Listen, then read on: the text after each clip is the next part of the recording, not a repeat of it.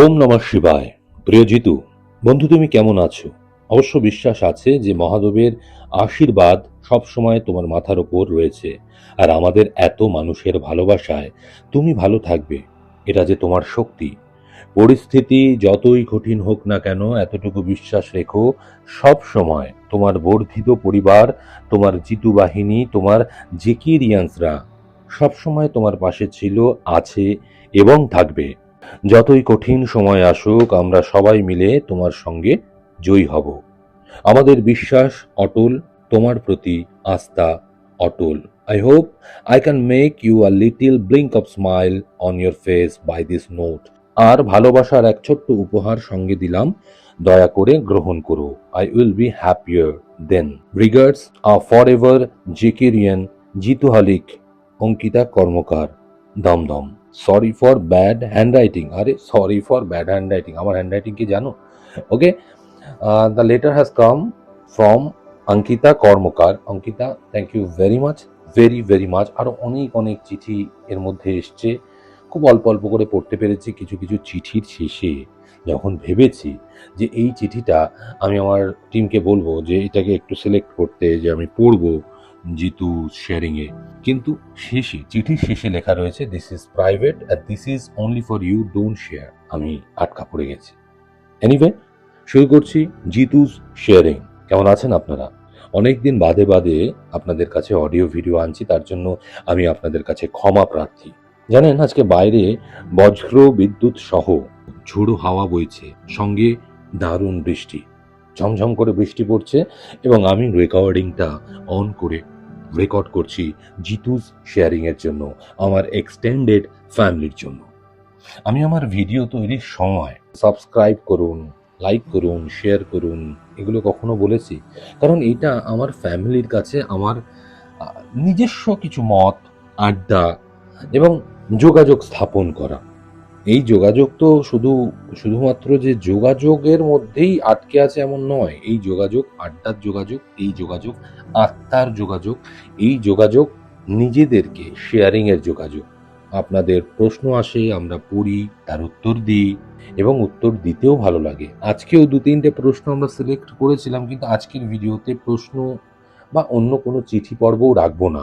আজকের ভিডিওতে একটা অদ্ভুত টপিক নিয়ে আলোচনা করব, সেটা হচ্ছে ফেসবুক। আচ্ছা, বাই দ্য ওয়ে, আপনারা কি মেঘের গর্জন শুনতে পাচ্ছেন? দারুণ দারুণ লাগছে। যতই আমরা এই রেকর্ডিং স্টুডিওটাকে বানিয়ে থাকি সাউন্ড প্রুফ, আমরা একটুখানি দরজা খোলা রেখেছি, তাই না? হ্যাঁ, আমার সঙ্গে যিনি এখন রয়েছেন, আমার রেকর্ডিং এ সাহায্য করছেন, তিনি মাথা নেড়ে বললেন থাক থাক, ভালো লাগবে। Thank you. তো যেটা বলছিলাম, আজকে আমরা একটা অদ্ভুত টপিক নিয়ে কথা বলবো, সেটা হচ্ছে এফবি, অর্থাৎ ফেসবুক মুখপত্রিকা। যাই হোক না কেন, যেভাবেই বলুক না কেন, দেখুন তার ব্যবহার, তার উপকারিতা এবং অপকারিতা। প্রথমে বলি তার ব্যবহার। আমি বিশেষত জিতু কামাল যখন প্রথম নেটে কোনো ধরনের সোশ্যাল মিডিয়াতে অ্যাকাউন্ট খুলে, সেটা ছিল অর্কুট। আমার এখনো মনে আছে, অর্কুটে প্রথম, এবং তার বিন্দু বিসর্গ আমার জানা ছিল না এবং এখনো জানা নেই। তারপর টুইটারেও অ্যাকাউন্ট খোলা হয়, সেটাকেও ঠিক মতো করে চালনা করা হয় না। এরপরে ফেসবুক আসে, সেটাও যে ঠিক মতো করে চলছিল এমন নয়।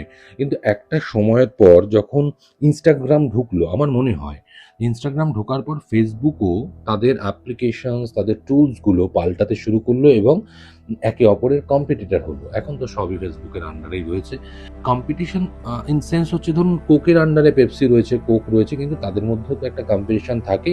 মানে ঘরের দুই ভাই দুজনেই ভালো ক্রিকেটার হয়, তাহলে দুজনের মধ্যে রান করার খিদে, এবং যখন দুজন দুজনের রাইভাল হবে তখন তো তারা নিজেদেরকে প্রমাণ করবে। সেই রকমই আর কি ফেসবুক আর ইনস্টাগ্রামের সম্পর্ক। এখন ইনস্টাগ্রাম আসার পর যখন ইনস্টাগ্রাম পপুলারিটি শীর্ষে পৌঁছে গেল, তখন ফেসবুকও কিন্তু তার টুলসের মাধ্যমে তার ব্যবহারকারীর সংখ্যা কি করে বাড়ানো যায় সেটা শুরু করল। এবার আমার প্রশ্নটা হচ্ছে, ফেসবুকের ব্যবহারটা কি?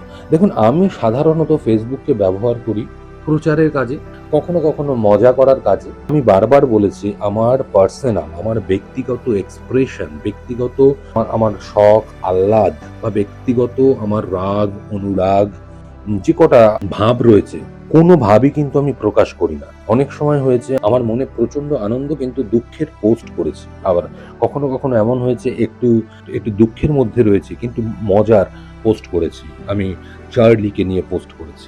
এইটা কিন্তু কখনোই আমার নিজের পার্সোনাল লাইফের রিফ্লেকশন নয় ফেসবুক। উপকারিতা প্রচুর, প্রচুর ধরনের মানুষ করে কমে খাচ্ছে। তাদের ইনফ্লুয়েন্সার রয়েছে, আবার ব্যবসার কিছু ব্যবসায়ী কিছু মানুষ তারা নিজেদের প্রোডাক্ট সেল করার জন্য ফেসবুককে বেছে নিচ্ছে একটা প্রমোশনাল সাইট হিসাবে প্রমোট করতে পারছে। এটা তো দারুণ দিক।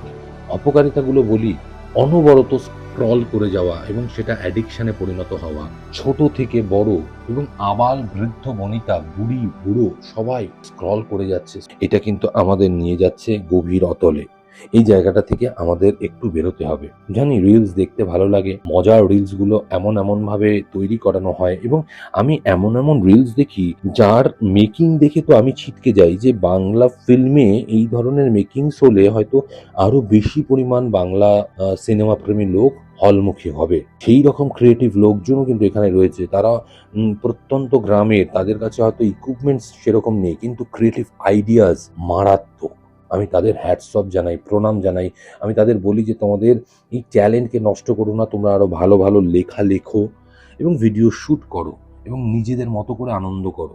তবে যে অপকারিতাটা হয়, হ্যাঁ, একটা ভিডিও দেখুন না, আপনারা সময় বেঁধে দিন। আমার যেমন যেখানে আমার শিডিউল করা থাকে বা যেখানে আমি পড়াশোনা করি সেখানে লেখা রয়েছে মোবাইল টাইমস বলে 10:30 থেকে 11:30, 2 থেকে 3টে, সন্ধ্যে 6:30 থেকে 7:30। জিম টাইমে আমি মোবাইল একদম হাত দিই না, শুধুমাত্র গান শুনি। প্রচুর মানুষ আমাকে অভিযোগ জানায়। আমি অভিযোগই বলবো যে আপনার গ্রিন সিগন্যাল দেখায়, আপনি রাত্রে জেগে থাকেন, এমন নয়, খোলাই থাকে। আমার ফেসবুক বিশেষ করে পেজ খোলার জন্য, পেজ যারা হ্যান্ডলিং করে তারা খোলাই রাখে। তো আপনারা দেখতে পান সেখানে সবুজ অনলাইন দেখালে যেটা থাকে সেটাই থাকে। একটা মেন কারণে আসি, ফেসবুককে এখন আমরা কোর্ট ভেবে নিয়েছি, আদালত ভেবে নিয়েছি। আপনার সঙ্গে কোনো অন্যায় হলো, আপনি প্রথমে গিয়েই ফেসবুকে পোস্ট করে দেন যাতে আরও 50টা, 100টা, 2000, 5000, 10,000, 25,000, 1 মিলিয়ন, 2 মিলিয়ন লোক সেগুলো দেখতে পারে। আপনি যাদের দেখাচ্ছেন তারা কি সেই জাস্টিসের জায়গায় আছে? তারা কি সেই সেই জায়গায় রয়েছে যে তারা সেই অপরাধ কোনোদিন করেনি? একবার প্রশ্ন করবেন নিজেদেরকে। আপনার সঙ্গে কোনো রকম অন্যায় হলো, আপনি ভিকটিম, আপনি ফেসবুকে লিখলেন। দেখুন, লাইভ করা অথবা ভিডিও পোস্ট করা সেটা একটা প্রমাণের জন্য। এখন আদালতেও আমি জানি না সেটা কোর্টে গ্রহণযোগ্যতা পায় কিনা। কোর্টও মাঝে মাঝে দেখে বলে আমার জানা। আমি কিন্তু শিওর নই এটা নিয়ে। কোর্টও সেই এভিডেন্স হিসেবে সেই ভিডিও ফুটেজ দেখে। এটা আমি শুনেছি। কিন্তু যারা পোস্টে লেখেন এবং লিখে সমবেদনা বা সমব্যথী কাউকে আপনার পাশে চান, আপনি যাদের পাশে চাইছেন, আপনার সঙ্গে যে অপরাধ করেছে সেই অপরাধীর মতো তারা অপরাধী নন। আপনি কি তাতে 100% নিশ্চিত? আমি আপনাদের অ্যাসিওর করতে পারি না, তারাও সেই দোষেই দোষী। তারা এসে আপনার কমেন্টে কমেন্ট করছে, আপনাকে আপনার পোস্টে লাইক শেয়ার দিয়ে ভরিয়ে তুলছে। আপনি ভাবছেন যে আপনার সঙ্গে প্রচুর লোক রয়েছে, কিন্তু আদতে লড়াইটা আপনার, আদতে ব্যথাটা আপনার, আদতে যন্ত্রণাটা আপনার। তাই ফেসবুকে পোস্ট করার আগে 10 বার ভাবুন যে আপনি ঠিক করছেন কিনা।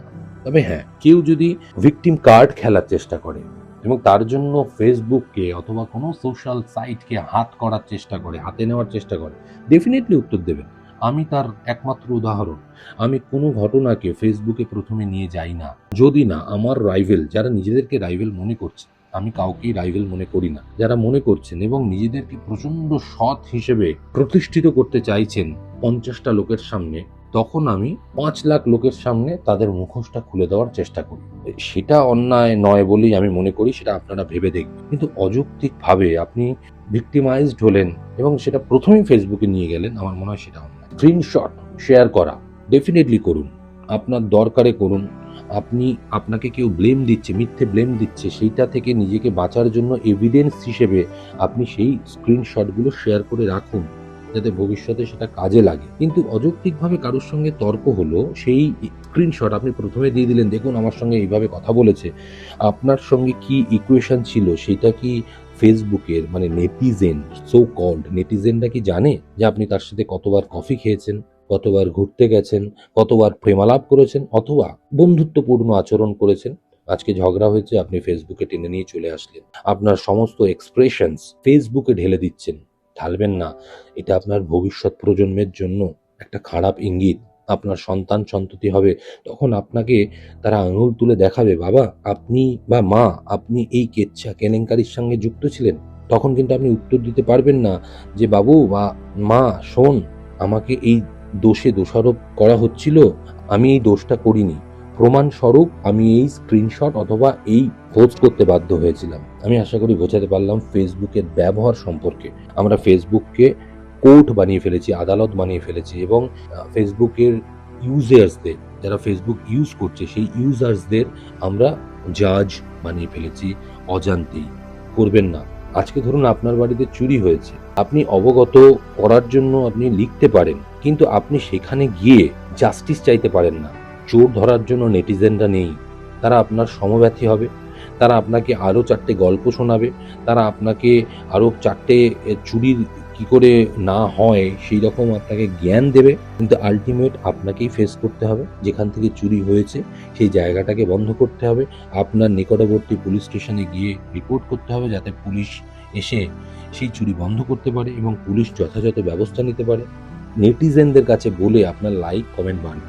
হ্যাঁ, আপনার যদি তাতে মনিটাইজ করা থাকে এবং আপনি দুটো পয়সা ইনকাম করতে পারেন চাইছেন, সেটা কিন্তু অন্য অভিপ্রায়, সেটা অন্যায়ও নয়, আপনি তো চুরি করছেন না। কিন্তু জাস্টিস পাওয়ার জন্য ফেসবুককে এখন প্রচুর মানুষ ব্যবহার করে। এটা প্লিজ করবেন না। আপনার পরবর্তী প্রজন্মও কিন্তু এটাই শিখছে।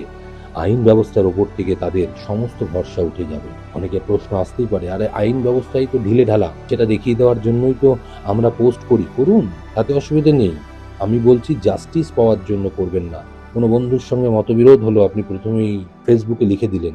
নেটিজেনরা, ফেসবুক ইউজার্সরা, তারা কি জানে তার সঙ্গে আপনার কি সম্পর্ক ছিল, কি ইকুয়েশন ছিল, কিভাবে বড় হয়েছেন, কিভাবে মিট করেছেন, প্রথমে যে ভালো ভালো সম্পর্ক, ভালো ভালো কথাবার্তা হয়েছিল, সেইগুলো কি সম্পর্কে তারা অবগত?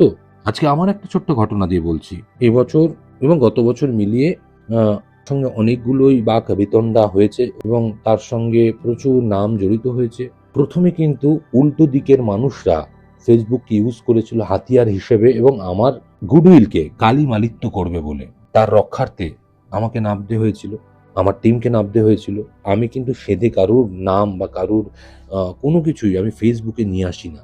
আমি চেষ্টা করি ফেস টু ফেস ক্লিয়ার করা, অথবা কোর্ট আছে, পুলিশ আছে, আরও অনেক কিছু রয়েছে, ফেডারেশন রয়েছে, আর্টিস্ট ফোরাম রয়েছে, তারা কাজে আসুক না আসুক, আমি তাদের কাছে যাই, অন্তত চেষ্টা করি। ফেসবুকটা কখনো কোর্ট হতে পারে না। এনিওয়ে, একটু ফেসবুক নিয়ে অবগত করলাম, নিজের অভিজ্ঞতা শেয়ার করলাম, চিঠিপত্র, কবিতা কোনো কিছুই পাঠ করলাম না। এতটুকুই। রবীন্দ্রনাথের কথায়, যদি তোর ডাক শুনে কেউ না আসে, তবে একলা চলো রে, একলা চলো, একলা চলো, একলা চলো, একলা চলো রে, যদি তোর ডাক শুনে কেউ না আসে, তবে একলা চলো রে। প্রথম আপনি শুরু করুন। ফেসবুকে বিপ্লব করা সম্ভব নয়। Thank you very much.